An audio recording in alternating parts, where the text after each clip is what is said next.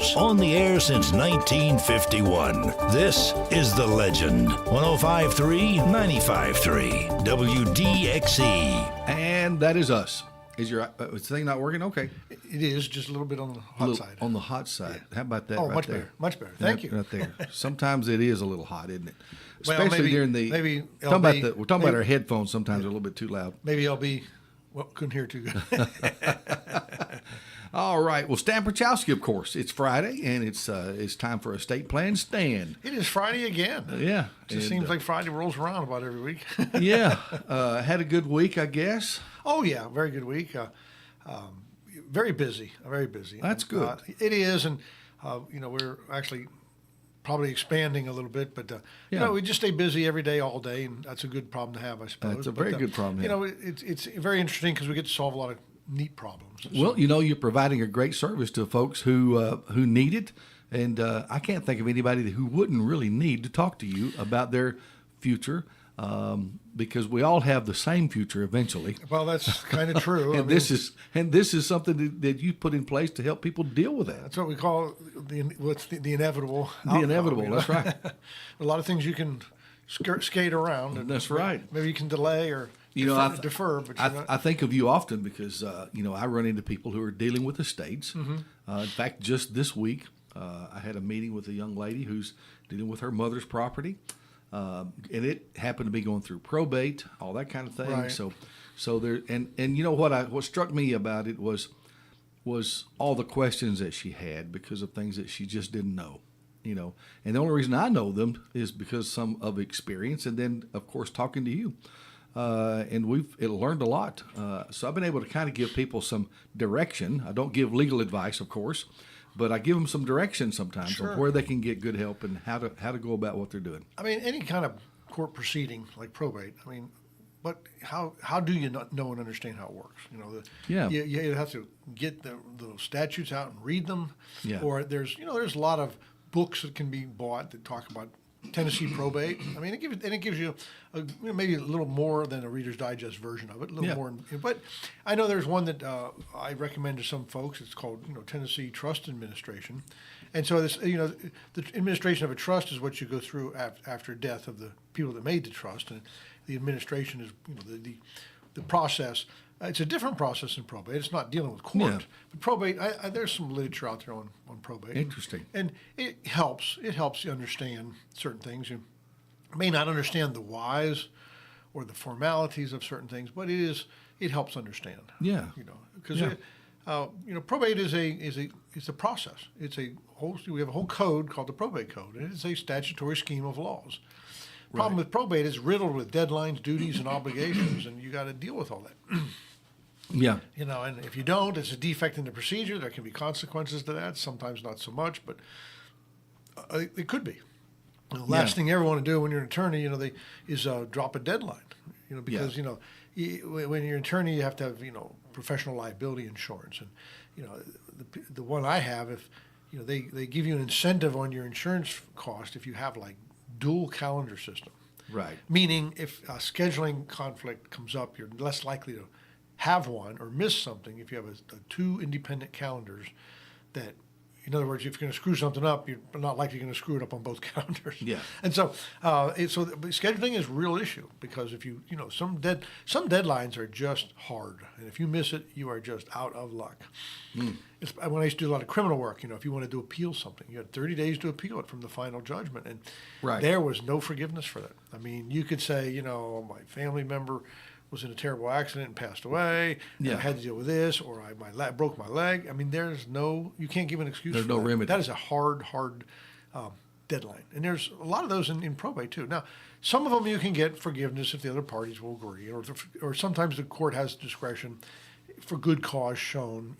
They don't like to do it, but if you had a good enough reason. If it wasn't just a blow it off, just completely blew the dedeadline off and said, I'm not going to worry about it.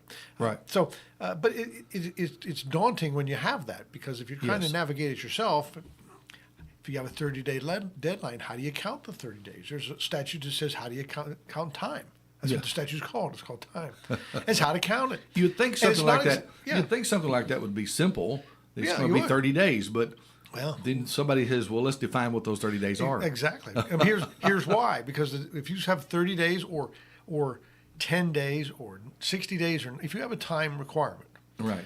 the fundamental rule is that you do not count the day of the event. So let's say we get a judgment today. We're in court and we get this judgment. Yeah. Okay. We have 30 days from the final judgment. Let's assume the final judgment is today, Friday. Or no, let's back up. Let's say it's Wednesday. Yeah. Day number 1 is Thursday. You do not count the day of the event. Okay. So day number 1 is Thursday. And you count and there's some rules if it's less than a 10-day period, because it's less than 10 days, you don't count Saturdays and Sundays. But let's keep it simple. In 30 days, you count Saturdays and Sundays, unless day 30 falls on a Saturday, Sunday, or otherwise holiday. And if it does, then it's the next business day following that. So day 30 falls on Saturday. Yeah. Their 30th day is now Monday. Yeah. And if it falls on Friday and that happens to be a recognized holiday, it's Monday. Or if it's like a 4th of July, that can happen like on a Wednesday. Right. It falls on that. If day 30 falls on that, it's the next day. So the rules are kind of simple, but if you count them wrong in our day off, that can be there can be consequences to that. So Interesting. What I do, I don't deal with deadlines anymore.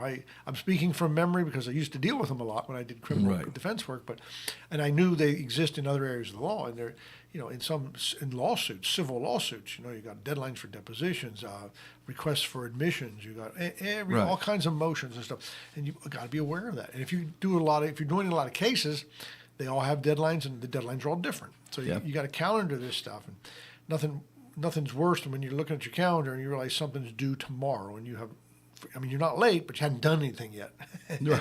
So it's going to be a late night, okay? Yeah.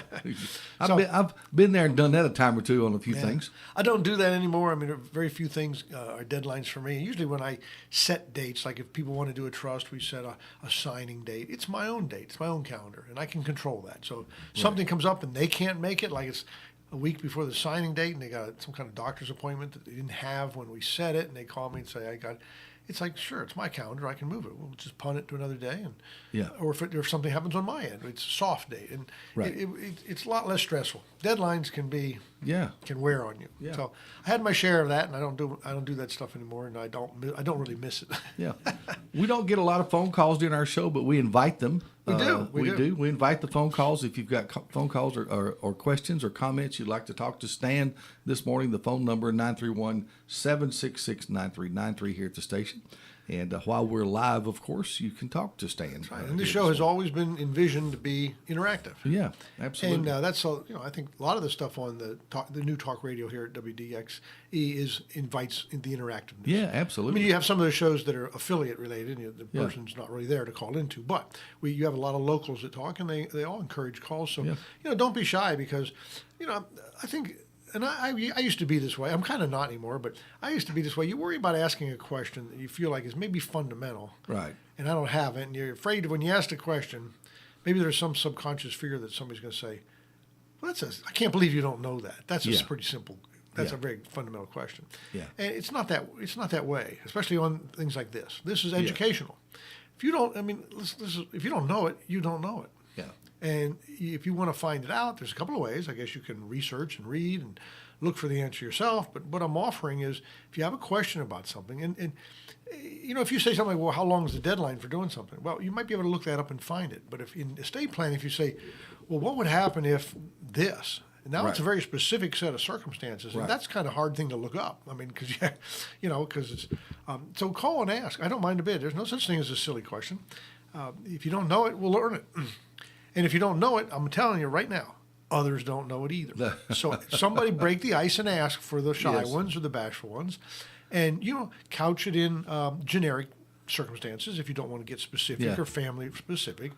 I like to say I think I've heard just about everything, but there's always new stuff. New stuff. But again, we'll nuke it out. And we'll come up with an answer for you, and then you'll know. And then that's a question you don't have to ask again. So so we'll have learned something. We'll taken a step forward.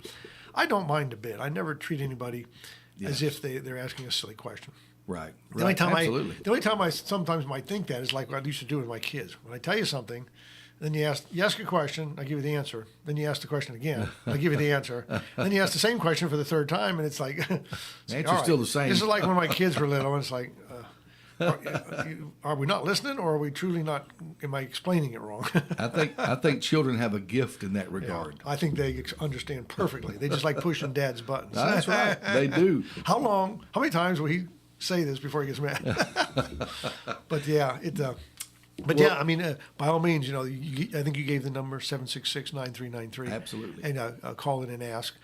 Because the questions we have received were very good ones. I don't say that just because they were questions, but when you ask questions like that, I can tell people are thinking. They're applying the fundamental principles. They're thinking. They're coming up with a what if, and that's good. That's the way. I'm in the what if business. That's what if. And so what if this happens? Then what? And if we have a what if, we want to be prepared. We don't know what's going to happen. We may not even know what the what if, but if something comes up like that, we want to be positioned to be in a advantageous place rather than a disadvantageous. And that's what estate planning is all about: is setting it up in a place, in a position where the things happen that you have planned to happen. Well, here's an example of something I was going to lead off with, but before I do, I want to just remind everybody about my seminar. I like to bring it up at the beginning of the hour and then again at the absolutely. end. Next one coming up about 2 weeks out from tomorrow, I guess, is the 18th of May. So it's 2 weeks from tomorrow. And that is right here at the WLX radio station in the back of the building at what you call the Country Cafe. Now, I got to remind you, there is no sign that says Country Cafe. Come to WLX here on Locust Avenue and go toward the back of the building, the big old set of double doors, and just come on in, and that's the place. I had some folks that drove about 4 hours to the one we had in February here. It was a big one. We had over 75 people. Oh, yeah. And I remember them telling one of my assistants when they were RSVPing, that they were driving quite a way, and they said, "Well, that's okay. We'll just have lunch there at the Country Cafe while we're there." Well, they had to say, "Well, it's really not a cafe. It's really not a cafe. It's really not open to the public for a meal." Right. So it's there's no sign that says that. That's just what it's known as, and I don't know how much out in the general public it's known as Country Cafe. I know they dance there Friday nights, and they have some entertainment on Friday nights. Yeah, and they charge a $5, and they use that. I think I was told by Charlotte they used to give it to the Red Cross, but now they use it for general disaster relief because I don't think the Red Cross is here anymore. But I mean, they do a pretty magnanimous effort with that. With the $5 that they collect. So, they do. That's always cool too. But if you drive a long way, you can't dance Friday night and then stay there until Saturday morning. That's right. So May 18th. It's not a hotel either. Yeah. So May 18th. Yep. It's at 10 o'clock in the morning. 10 o'clock. Yep. We try to start pretty promptly at 10. Yes. Because I know you're taking this hour or so out of your Saturday, and I don't want to drag it out. So it is time well spent. Yeah, and the presentation is about an hour to hour and 15 minutes long, and then we have a Q&A, which is always my favorite part. And if you have questions, just like on the show, I encourage that. I can't say enough that ask. That's what I'm here for. Absolutely. And I'm going to give that time freely here on the show, and if you call me, and at the seminar. So if you have a question before you even come, write it down. Bring it with. If you develop a question during the presentation, jot it down. The only thing I really ask about questions, and I say it right up front when I'm giving the presentation, is I say, if you have a question, just please wait until I get to the end and open up the question and answer. Yeah, absolutely. Because a lot of times, because it just it just disrupts the flow. Sure. And a lot of times, you know how it is. You got a presentation like a PowerPoint, and somebody asks a question, and the answer is more like, okay, we're 2 slides away from that answer. Yeah. Just stay with the program. You're sort of smarter than the presentation here, and I'm coming up on that. And I don't like to jump to the result without covering what's leading up to it, because it's if you do it in the right flow, it's more people understand it better and they get a better handle on it. So, by all means, but I will not. I say don't leave the presentation with a question that you have unanswered. Don't do that. I mean, that's what I'm there for. Absolutely. And some people like to talk to me just a little bit on the private side at these things, and they kind of wait until the general questions get asked, and they come up and talk to me a little bit, kind of one-on-one, and I encourage that too. I'm more than happy to do that. Like you pointed out many times, everybody's circumstance is a little different. Oh yeah. Yeah, it's a little different, yeah. And of course, this is mostly a private matter for you and your family. And that's what I love about this area of the law. I mean, it is challenging. Yeah. And I love a challenge. When somebody comes in with something that's not very normal, and I have to come up with some solution to it. I mean, I know it's real important to the folks and they're concerned, but on my end, I'm almost like a kid in a candy store. It's like, all right, let me dig into this and figure out. I know there's a solution there. I know I can come up with something, but let me see what all I can come up with, because this one hasn't kind of come up before. Yeah. That's far and few between, but it does can still happen. Yeah. So recently somebody had some international property. We wanted to deal with it. Oh, wow. Yeah, I mean, wow, that's interesting. From another country. And so, we looked into it, and the solution was relatively straightforward, but it requires a little bit different putting it into the trust, because you are dealing with a foreign jurisdiction, and you got to jump through their hoops. Right. And what are there, 168 countries on this planet? I don't have all their jurisdictional land conveyance rules committed memory. Yeah. So, I mean, but that's a neat problem. Take some research. Yeah, I love doing that. I do. I really do. That's interesting. The one thing I want to mention that we talked about, if people that they form an understanding from whatever source they get. Yes. And maybe it's not correct, but maybe they don't even know it's not correct. Or let me say it's not complete, and maybe they don't even know it's not complete. I want to start off with something that has come up, and it has come up before, but it came up a couple times just in this last week, and I want to sort of paint that picture a little bit. And that is, a lot of folks, they think, they'll come in and say, I think a will is just enough, or they'll say, I have a will, Right. and I left property to my children, because they say, I want to make sure my kids get my land. Yes. Let's use land, because that's big here in the South. And, Absolutely. I mean, and it's big because, families have land for generations or decades for a long time. Right. And they want to keep it. And the kids grow up working the same land, and it's income producing, and it's like a little business, and it usually thrives over time. And so they want to protect that. And I get that 100%. That's quite an asset. And it's impressive how some of these family farms around here, it seems like overall nationwide, there's almost a push to get rid of the little family farms and consolidate them into big things. And so we still hold our ground here in the South, and we stick to have our own land and want to keep it. So if you I've had people say, I did a will, I hear about your trust, but I think I'm covered. I got a will, and I'm leaving it to my children, and that's what I want to do, and I'm leaving it to them the way I want to. So I want to make sure they get it, or I got this money in the bank, and I really want to make sure my kids get it, so I put it in my will. So now they're going to get it, and I think that's not the whole story, really, because if you have a will and it says, and your goal is to make sure the children get what you want to leave them. Yes. Does the will not presuppose that you have that property at your death? Because a will is a testamentary instrument, right? Right. So at death, the will springs to life, and say, you go to court, you go to probate, and it's like, okay, where does my stuff go? Well, it says the land goes to my 3 children. Yeah. My working farm goes to the 3 children. They each get a third interest or whatever. Right. Well, that happens at death. I mean, is there something that could happen during life that could intervene with your property, and maybe you don't even have that property to leave to your children at death? I mean, of course, the answer is pretty obvious, and that is yes. And one of the biggest things that can intervene into your life that has the capacity to deplete your estate or seriously mitigate your estate is long-term care. I mean, I talk about it all the time. All the time, yeah. But if you think your will's got it covered, it may have the descent and distribution covered, and it's going to go where you want. But you got to have it for it to go to where you want. Yeah. And this is a creditor that's going to. You want to talk about creditor? Sometimes people will say, "Well, I don't owe anybody anything." That's not the creditor I'm talking about. I'm talking about future creditors. Right. And the future creditor most people are worried about is the cost of long-term care. That's Right. just. I mean, it really is any creditor, but 99% of the people I talk to are worried about that one creditor. Right. And I don't blame them. That is a mega creditor. You're never going to have a creditor like that one in your life if that comes around. Long-term care can literally eat up your entire estate. Well, the average cost Yes. right now here in like Pulaski and Lawrenceburg, small town, southern Tennessee, not up in Nashville or not downtown Memphis, averages about $9,000 a month. Yeah. And so, do the math. Figure out what you're worth. Yeah. Get a calculator out. See how long you withstand the rate of bleeding of about $100,000 to $110,000 a year. Yeah, exactly. I mean, it's expensive. It's very expensive. And so, you want to position yourself, because if my goal is to leave the family farm, that's a countable asset. That's what we call available for the cost of care. Right. Now, if it's the primary residence too, I mean, there's certain protections built in there, but it's still a countable asset. And what that means is, if something is a protected asset like the primary residence, right. I don't like the word protected, because that's not really what it is. It's more of a deferral. Yes. In other words, they'll take it. They're just going to wait till after you pass away and take it. Yeah. And God bless them, they will wait till your spouse passes away before they take it. Yes. I mean, that's pretty big of them.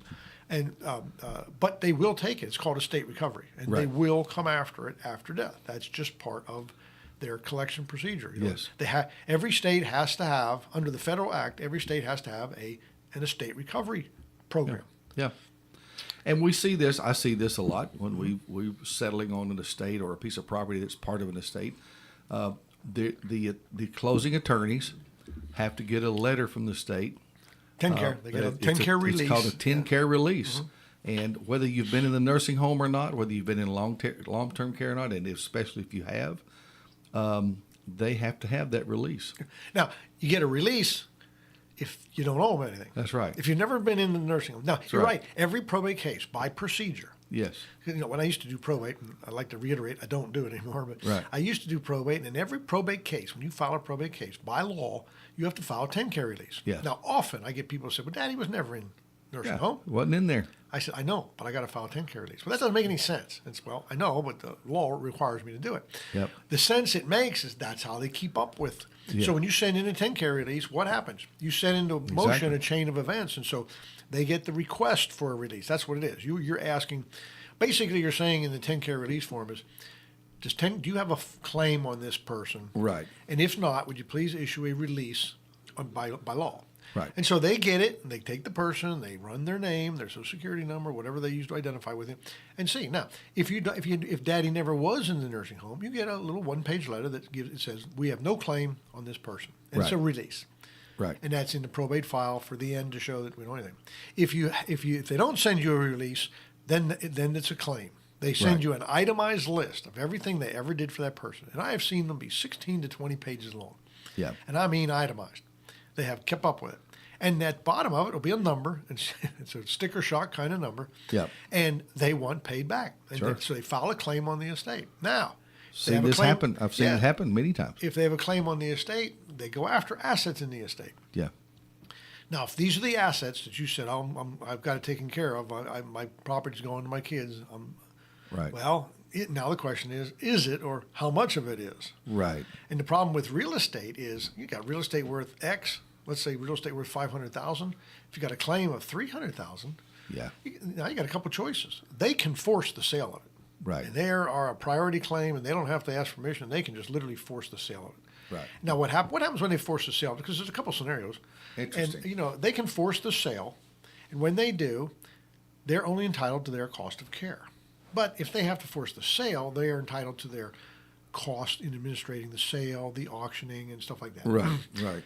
You could sell it and just pay them their bill. But Right. So the land is gone. Now, if it's $500,000 worth and you auction it off and you get $500 for it, they get paid. And of course, the heirs in the will or the probate that says who was first on the list to get this property, Right. they get the balance. They get the $200,000 that they didn't get. Right. So that's one way it goes. But the land is lost. Okay. But 10-care's paid first. Absolutely, because they are the government, and they have. right. If they have that claim, that is a priority claim. Yeah. They go when you deal in probate and you deal with the creditor portion of it. You've seen everything. Everybody's seen that thing in the newspaper, the notice to creditors. Yes. So you have a 120-day window, 4-month window to file a claim and throw your hat in the ring and say, hey, the deceased owed me money for this. Right. And then those claims get evaluated and you looked at, and some are valid, some are not, and some you'll Right. pay and some you don't. And then the ones you don't pay may want to be heard, and it goes on from there. But when 10-care files a claim, I mean, in the category of creditors now, there are 4 categories: 1, 2, 3, and 4. 1 being the highest priority claim, and those are things that are like taxes, 10-care, secured debt, stuff like that. Where down in the bottom, number 4, are things like credit card debt, money. The guy across the street for a couple tires, you got him and said, hey, I'll give you $50 for these tires. You never really gave him the $50. Something. Right. So they have hierarchy of priority. Yeah. And if an estate goes insolvent, I mean, the first ones get paid, and the second ones get paid, and if somewhere it doesn't happen, everybody downstream takes a loss. Exactly. Now, so when 10-care files a claim, they are in category number 1. They get paid first. And so now that's if they force to sell the house. Now, you could sell the house. You could say, look, we're going to find a buyer and sell it, and we'll send you a check for your money. Right. So now you've minimized the cost because now they won't have the cost of selling, auctioning, advertising the thing, and stuff. And Sure. and they take that into consideration. Right. Now, a third thing they can do, suppose you really want to keep the property. It's the family farm, and you got 2 or 3 families that are relying on it, right? Right. That's a real problem area when that happens. It is. What you can do is you negotiate with them and buy it back. Yes. And God bless them, they'll let you buy it back from them. Isn't that big of a... Yeah. Now, but they'll negotiate. So let's say it's a $300,000 claim on a $500,000 Yes. piece of real estate. Yes. Keep the numbers straight. I've done this. You can send them a letter, get them on the phone. Typically, I do it in writing. I'll say, all right, we got this $500,000 piece of property. The best, if you have to auction it, the best you're going to get for it is this at auction, because you always get a pretty, I know you're in the auction business, but it usually brings a less market value than you could get on an open market sometimes. Now, I don't know. You know it better than me, but Not at current, but go ahead. Maybe so, yeah. But in general principles, it's usually rapid and it's somewhat less. Yes. And so you kind of do the numbers. Say, okay, if you auction this off, here's what you're going to get. Yeah. If you auction it off, you're going to pay this much for an attorney to deal with it, an attorney to put it up for sale, file the notices, do the. Yeah. The stuff you do when you have an auction, and there's Right. cost associated Exactly. with that. Yeah. And so you figure it out, and you say, I'll tell you what. How about we send you $250,000, and then we'll buy it back and call it quits. It's like you're negotiating a car. Right. And they will entertain that. But Yeah. what they'll do is they'll take your offer, they'll go send it to their bean counters, and they'll scratch it and sniff it, and they'll come back with another number. They'll come back with, I don't know, they may take it, but typically the times I've done it, they'll come back with a number saying, well, yeah, but we won't take $250, but give us $268,919.27. Yeah. And we'll deal. So they'll do the bean counting, and Yeah. they'll come up with their number, but they will negotiate because Yeah. they don't want to have they don't have the duty of selling. When you've done this, has it been your experience that they would negotiate again, or is that number they send usually the final? They've pretty much done the math, Yeah. and that's where, and that number represents to them Yes. what the most they could get out of that under whatever circumstances. Okay. Now we know doing it that way is the highest number they can get out of it. Okay.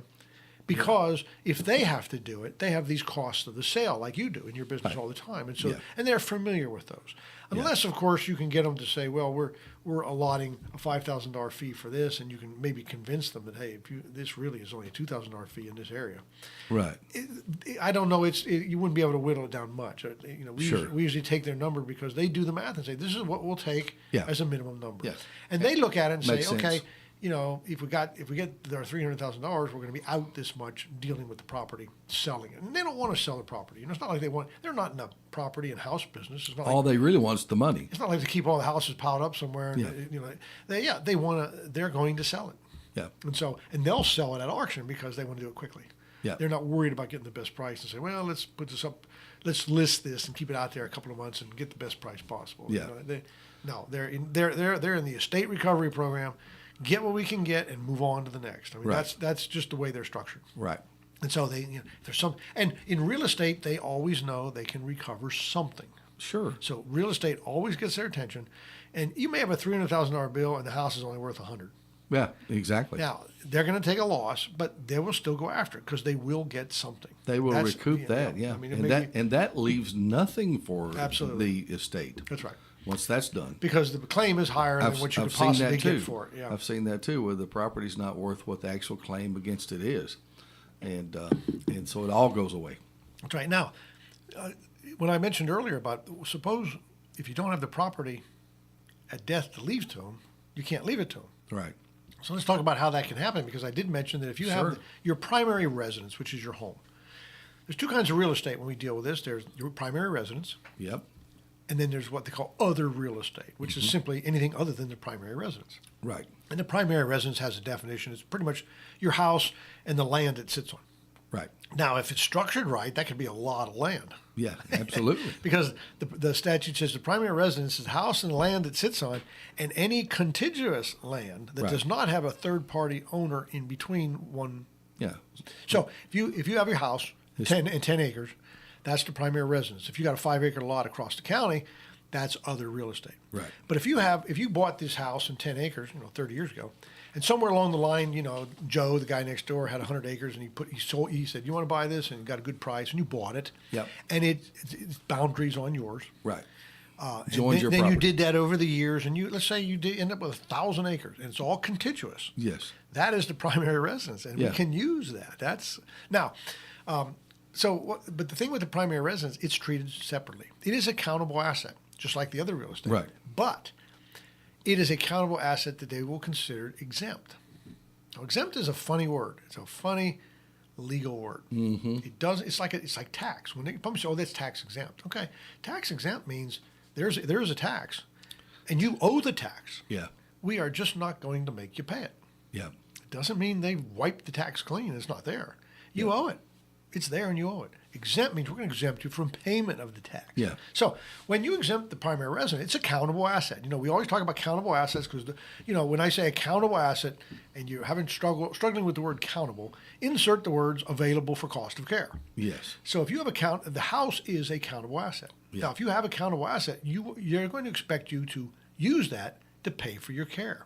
Right. And that's the whole theory. If you apply for 10 care and you have, $10,000 of countable assets, they're going to deny because they're going to say, we're only going to pay if you have less than $2,000 of countable assets and you have more, so we're expecting you to use those to pay because they're available for the cost of care. Right. Now, the primary residence, which is your home, is a countable assets. It's available for the cost of care, but it is exempt, which means it's hard to do on the radio, but stay with me, okay? I'm with you. I'm with you. Which means it's a countable asset. So you're looking at these columns of these categories of assets, and you've heard me talk about non-countable assets, right? Right. It's a countable asset. So they'll let us take it out of the countable column, and it goes in the exempt column. So if this is a $500,000 house, right? Yeah. We have just lowered our countable assets by $500,000 by taking it out Right. and put it in the exempt column. Now, let's just suppose all the other things were lined up, and that now makes the person eligible. Yes. So we file for 10 care. They say, "Hey, you're eligible. You're not over-resourced in the countable asset column.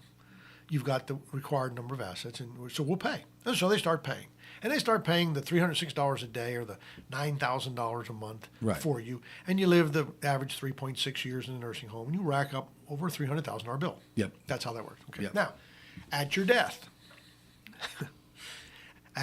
The system couldn't have been designed. I mean, I don't know how they came up with this, but anyway, at your death, if they're now are allowed to go after anything in your estate and get paid back the cost of care. Now, this is the estate recovery program. Okay? Right. And the estate recovery program is triggered on real estate if you passed away with any ownership interest in the property. Yes. Now, remember the house. Yes. You still own it. It's in the exempt column. It did not go anywhere. It didn't go anywhere. It's over here. What happened was they did not use it during the eligibility calculations. They didn't use it against you. They washed that 500 and said, we're not going to count that when we calculate what is available for cost of care. Right. Now at death, it's in the probate, it's estate recovery, it's fair game because I passed away with it. It's still titled to me and my wife. Yes. Or just me. Okay. Yeah. That's dying with an ownership interest in property. That it's is. fair game and they come after it. Okay. Yep. So if you have racked up, and now that's how it can be gone, and now they're in the number one creditor category. Yep. So that's how when you finally get to the heirs and say, okay, it says here to leave the house to my 3 kids.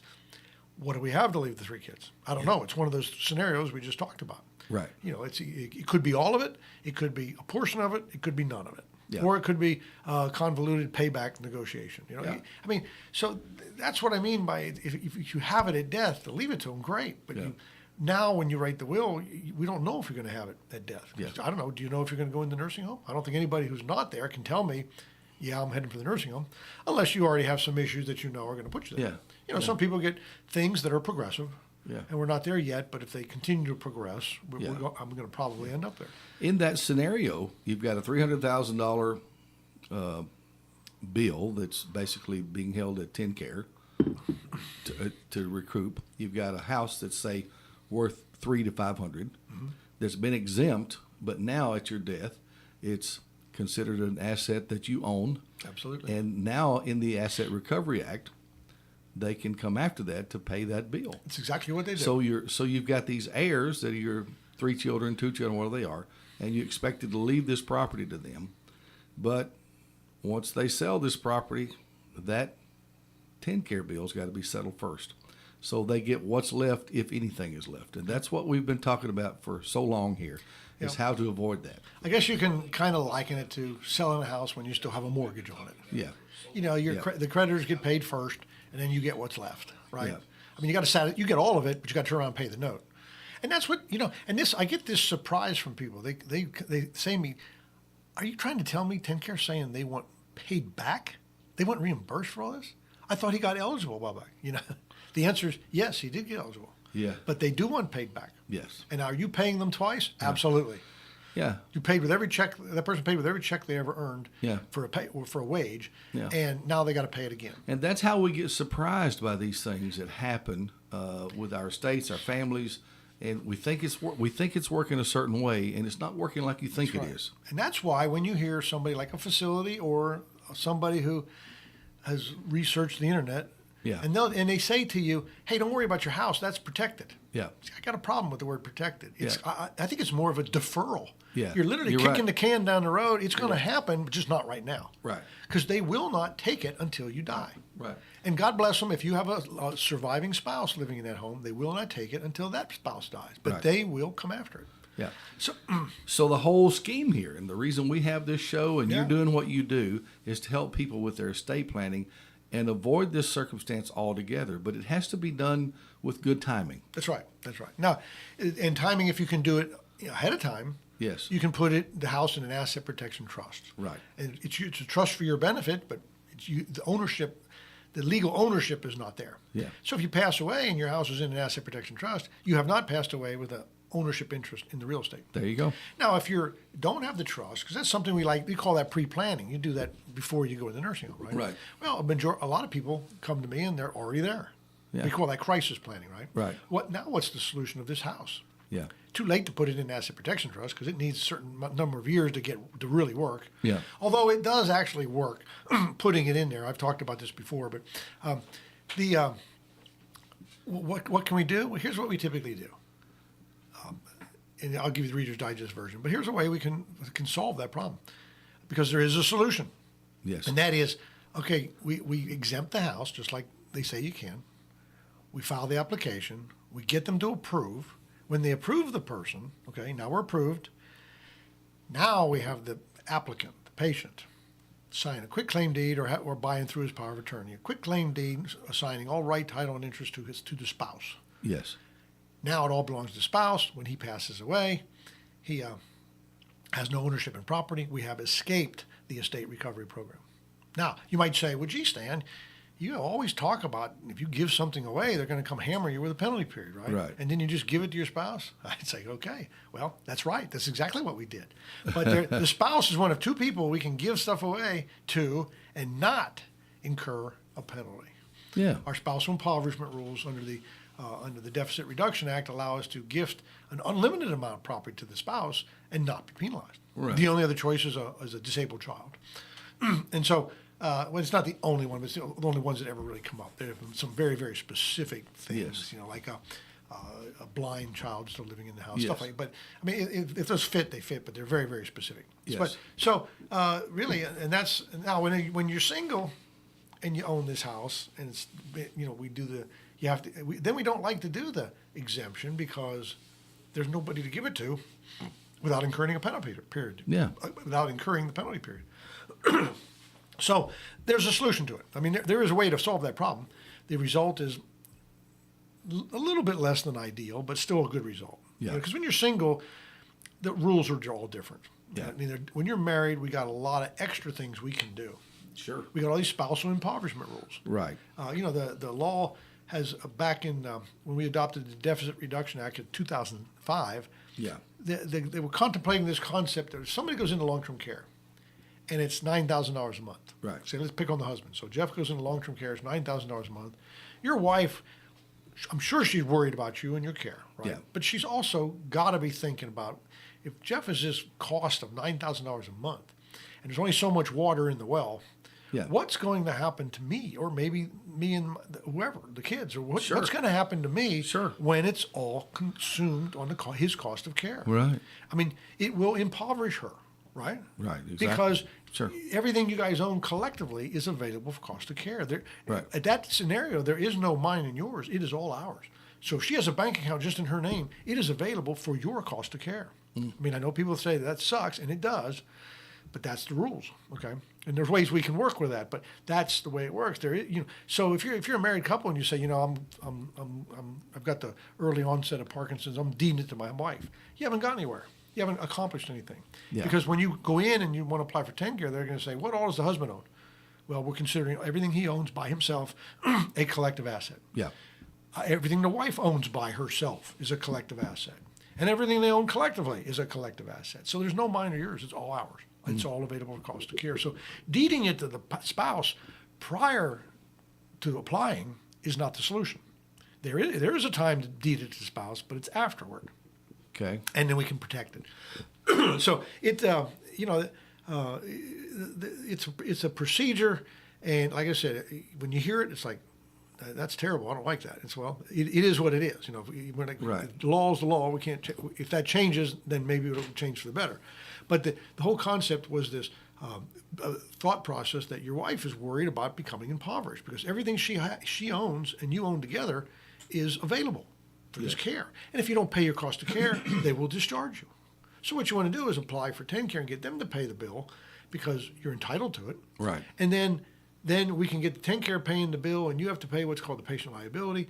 And we've already separated the assets out so that then after the procedure, there is a yours and a mine, and now there is no ours anymore. Mm-hmm. And so, we give her hers, and we give you yours, and then now you can't qualify because you own too much. Mm-hmm. But because we can transfer an unlimited amount to the spouse with no transfer, we just give the spouse everything that's disqualifying you or over-resourcing you until you don't have anything. Yeah. And now you're eligible. So, there's a procedure to do it, but it's got to be thought out and done the right way. Well, let me see if I'm understanding something correct. I was thinking about what you said about, and just I'll use myself as the example. I'm in the nursing home, and let's say I'm capable of signing a quitclaim deed to my wife. At that point, can she do an asset protection trust on her possessions? Oh, absolutely. And that, if in a crisis case where we're going into it, somebody's already in care, and we haven't done anything like that ahead of time, right? First priority, get this person the care they need, get it paid for. Right. Once they're approved, now almost everything resides with the spouse. Yes. And now, if that spouse goes into the nursing home, whether the other spouse is still alive or not, they technically don't have a healthy spouse at home to keep from impoverishing. Right. So all the rules that got us there are taken away from us. They're all taken away. Because now she's treated as a single person. Yeah.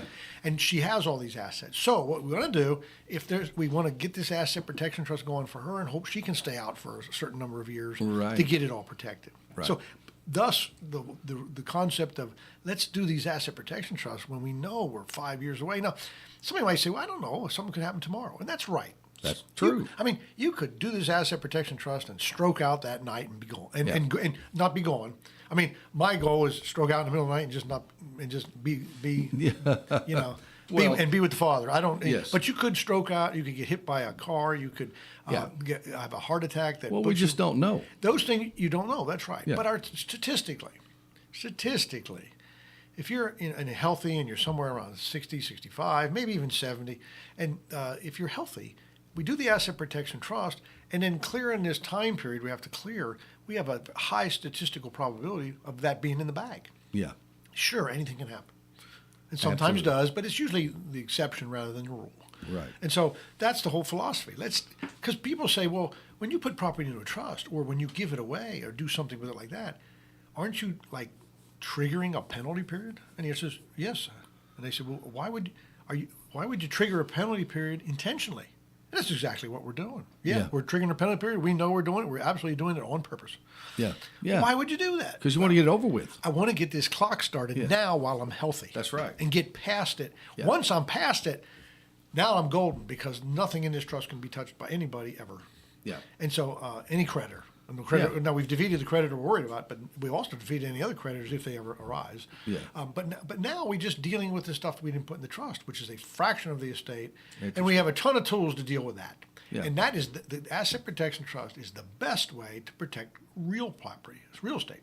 Yeah. Because real property is cumbersome at the 11th hour, especially now it's not cumbersome if you're willing to sell it, Right. or the heirs are willing to sell it, reduce it to money. Right.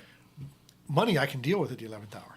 Real estate, now if somebody says, a case I had that we just almost finished up, had it for about a year, like I said, big working family farm. Yeah. And the owner went into care. And a couple of families relied on this thing. Oh, yeah. And so, we want to get, the 5 years now that we deal with, I mean, it's a problem now because we're already in care, right? Right. So that may not be the best solution at that point. So we went back up. We want to put it in property and get past the 5 years. Now, the 5 years, we can still make it work in less than 5 years. And that has to do with the fact that once we put it in the trust, they can't get at it. Right. But what they can still do is impose that penalty period. Yeah. Because when we put it in the trust, that was like giving it to the trust. And I Yeah. talk about that a lot because that's a concept to understand. But it still works in our favor, just not ideally. The ideal solution is put in the trust and stay out of the nursing home for 5 years. Yeah. Now, there's two ways to approach that. One is called divest. When you put in the trust, it's a divestment. Yeah. Divest and wait. And that's exactly that. It's like, okay, put in the trust, and just I hope I stay out of the nursing home for 5 years, right? Okay, now, the other strategy you can do is divest and insure. So divest and maybe try and get long-term care insurance so that if I do fall short of the 5 years, the long-term care insurance will help me get to the 5-year mark because we don't want to file a 10-care application until we hit that 5-year mark. Right. And so we want to get there. We want to hobble there any way we can get there. Now, that can be the end of that spectrum is we're fully private paying for a full skilled nursing facility privately. Yeah. And so there's going to be some loss, and the loss is going to be what we got to pay to get to that 5 years. That's why if you can make it 3, we're pretty much in a good position to continue on. But if you make it 4, there's only 1 year we got to pay for. Or if we have long-term care insurance, that can pay a lot of our bill to get to 5 years. Right. If you got a family support system, a lot of people say, well, maybe I can keep dad at home longer, and that works too. We just don't want to be asking for benefits until we hit this 60-month mark. That's where we want to be. So anything we can do to put the 60-month mark behind us is what we want to do. So my philosophy is, as a pre-planning tool, is put property in trust and get the clock started now. Yes. Because otherwise the clock starts the day you go into the nursing care, and then they look backwards 60 months. The backwards clock starts then. Right. We're going to start this forward clock now, which has the same effect. We're just looking at it from the beginning rather than at the end. Perfect. Or not, we're looking at it from the end. Right. Whereas they look at it from the beginning. Then the beginning begins the day you file the 10-care application. And now you're stuck with the 60 months that led up to going into the nursing home, which are you probably given stuff away because you're worried about going to the nursing home. Yeah. And so this way we can get, we had a case not too long ago where we gave away, we knew we were going to have a penalty period. Yeah. And how long can the penalty period be if you give stuff away? There's no upper limit. So if you give away a $2 million farm, you're going to have a 20-year penalty period. That's a disaster, right? Yeah. But how do we make that work for us? How could we cap that at something less? Well, we could cap it at 60 months. I did this. We had somebody had $1.5 million worth of real estate. Yeah. He was in the nursing home. We gave it all away to one of the children. Just gave it. Well, doesn't that pose a penalty period? Yeah. Yeah. And it poses a penalty period of 118 months in this case. Okay. Wow. And it's like, okay, well, so we're going to put it in there, but we're not filing a 10-care application. We're going to private pay for 60 months. Yeah. It's going to cost us $400,000. Yeah. Okay, we got a $1.5 million estate, so we're going to pay and now at 60 months and a day, we're going to file a 10-care application. Yeah. Now the penalty period is 0. Yes. But if we'd have given it away and filed, they'd say, okay, your penalty period is 118 months. Now we can't come back from that. So we got, 10 years they're not going to pay? Yeah. Well, we can minimize that and cap it at 60. Now, is that an ideal result? Probably not. But it is a way to gift away millions of dollars and limit our exposure. I can't get rid of the exposure when we give it away, and you're already in the nursing home, but I can seriously mitigate the impact of that. Yeah. So, Wow. I mean, they have the fundamental principles, the rules, but there's ways to apply the rules that are more economic. You made the best out of the Absolutely. circumstance. Absolutely. You have to make the best out of that circumstance. And it's usually, I always say I haven't had a case yet where I couldn't do something. Yeah. it may be. It certainly wasn't an ideal result, but I'm able to do something to minimize the impact. And that's the key. Yeah, I mean, That's the now key. if we do it with some time and some pre-thought, we can eliminate it altogether. Yeah. I often say I can protect everything you own if you're a married couple ahead of time, and I can protect 100% of it if one of you go into crisis. Yeah. Where I start dealing with loss is if you're a single person in crisis. Now we're starting to because of the nature of the rules. Right. We can't protect 100% anymore. But if you were single, we could have protected 100% if we'd have done an asset protection trust a few years before. Right. So the pre-planning is definitely the way to go, That's the way to go. especially for real estate. And real estate is the big ticket item. Yeah, it is. I mean, you got hundreds of thousands of dollars these days for anything. That's right. I mean, even a tar paper, Yeah. Tobacco Road tar paper shack is a couple Yeah. $100,000, right? Yeah. Because the land is valuable. So That's right. let's get those big ticket items in one of these trusts and get this time clock behind us. Absolutely. For one thing, to get it behind us, and for two, before they change it. Yeah. I am telling you, the day is coming when they change it. Why? They changed it once. They're going to change it again. There's too much money there for them to not focus on this someday. Are you anticipating that they'll increase that period? Is that They're what never you think? they're never going to take it any lower. They're not gonna take because it lower, yeah. right, they raised it in the Deficit Reduction Act, and it was not our deficit they were trying to reduce. It was the Yeah. government's deficit. Yes. And so, and they've talked about 7 years. They've talked about 10 years. It just fortunately they talk about it. It kind of loses steam and goes away. But it's going to come around again. I'm surprised it hasn't happened yet, but it will. Is there any kind of lobby effort to hold it where things are, or is there? No, I mean, usually when they're going to change it, they start giving some thought. But a lot has to happen for it to change, and that is the feds have to change the Medicaid Act. Yeah. And now they don't impose it on us. They just say, okay, we're going to make it 7 years now. And they'll say, states, you're welcome to adopt this or not. But what they'll do is they'll dangle some money and say, if you adopt the new rule Yeah. we have, because you states are allowed to run your own Medicaid, Yes. we'll give you some Medicaid money. And they will. They'll all opt in because they want the money. I mean, no sense arguing that. Where it goes. But anyway, we're getting close to the end. So, and I know the clock on the wall that I look at is about 20 or 30 seconds different Yeah, than the got, real time. So about a minute and a half. one of these days, I'll come in a little early and try and fix that clock. So, I don't know what's the deal. but hey, if you're interested in what I talk about, give me a call at Pierchoski Estate Law, Pierchoski Elder Law, and give me and ask your questions. Call me at 931-363-7222. If you want to come to my seminar coming up 2 weeks from tomorrow on May the 18th, Yes. that's right here at WLX radio station. If you need the address of that to put in your GPS, it's 1212 North Locust Avenue, Lawrenceburg. Come to the back of the building and come walking in. It's a free educational seminar. We call it Will's Trust in the Nursing Home, and it is at 10 o'clock on that Saturday morning. Bring your questions. I welcome them. Wear me out if you want to. Well, you know what I mean. But yeah, and call my office if you want to schedule a phone call with me. You got some kind of family dynamics or circumstance you're dealing with, and you're feeling a little cast adrift or Yeah. lost and not know what to do. Yeah. Call me and let me see what I can do. I mean, I don't charge for phone calls. I don't charge. I just never been that way. Yeah. I think my time is important, but I don't justify it that I can bill you for every minute I speak to you. So call me. I'm more than happy to offer that time and discuss it with you. Tell me the circumstances. Let me give it some thought, and we can maybe come up with a plan. Once again, everybody, Stan Pierchoski Estate Law, located in Pulaski, Tennessee, on the square there. Not hard to find at all. And, of course, that seminar coming up on May 18th. Don't forget that here. His phone number again, 363-7222. The website. EstatePlanStan.com. All right. God bless, buddy. See you next time. See you next week. Jobs created last month, nearly half from the March hiring, and the unemployment rate inched up a tenth to 3.9%. Yet on Wall Street, the Dow is spiking up more than 500 points. Why?